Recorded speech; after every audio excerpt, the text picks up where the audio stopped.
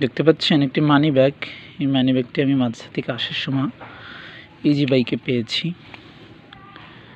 তো আমি দেখছিলাম না, আমার একটু আগে ঠিক দেখেছি, কিন্তু মানি ব্যাগটা আমার কাছে রেখে দিয়েছি।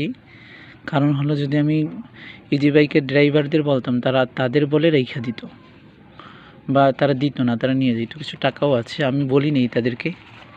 পরবর্তীতে আমি এখান থেকে মানি ব্যাগের মধ্যে টাকা আছে, নগদ টাকা,